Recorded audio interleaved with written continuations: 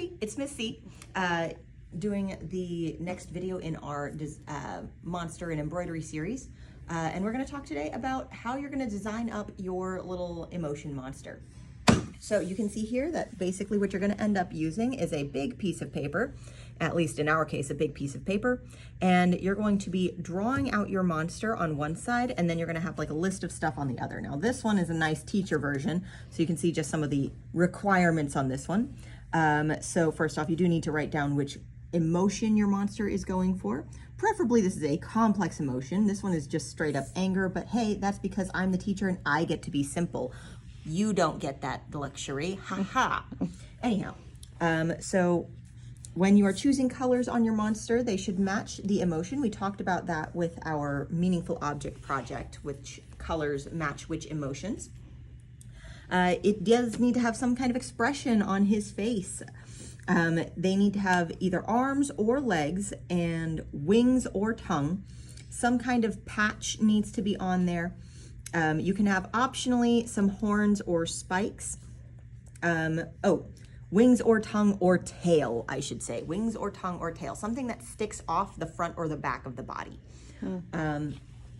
You also need to plan out your stitches. So you can see over here, all of the stitches have been pointed out. So over here, we're gonna use a running stitch. Over here, the eye is gonna be a satin stitch. This right here is gonna be a French knot, a little satin stitch for where these little claws are, back stitch for where these little lines are in his stomach, things of that nature.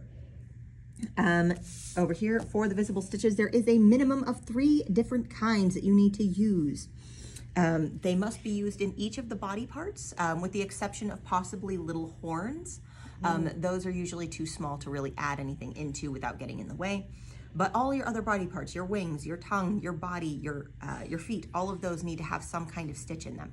They don't all need to have the same stitch, but they all need to have stitching in them. So over here, we have 2 methods of coloring your fabric. And you can see right here, this is one method for coloring your design. This one in particular works really well if you're using the alcohol and marker method of coloring.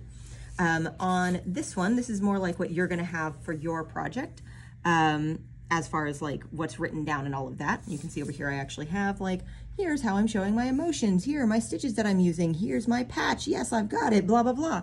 And over here, this one's colored with colored pencil, which is a little bit probably easier for you to color with if you plan on using the food coloring method. Now, for me and my class, we're using the food coloring method this year. For Miss Rodriguez, her class is using the alcohol and marker method this year. We're just doing it, but you have options of both, and we'll have videos on both later. So this is your next step.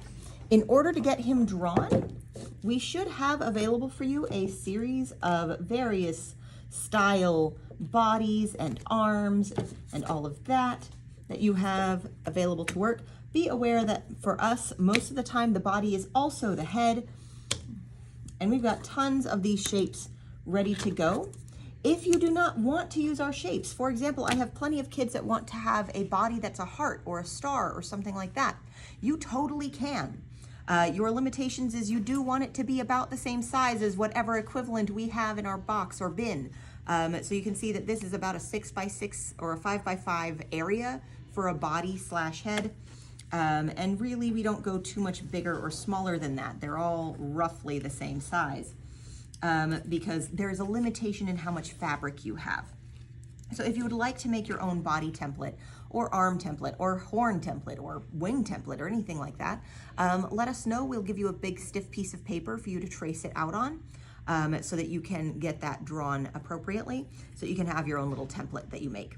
And then once you have your little template, if you have a friend that's like, I really like that body, arm, leg, tongue, whatever, they might be able to borrow it and also use the same one. Depends on if you let them or not. So yeah, all you gotta do is place our little template down and trace it onto the paper. What you do need to be aware of is all those pieces that need to stick to the front or back should overlap a little bit because they're not sticking immediately to the front. So you can see how my wing is gonna attach to the back somewhere around here. So you can see that I've overlapped it a little bit on my actual design. All right, so all you gotta do is get that all traced, get that all written down, and you're good to go.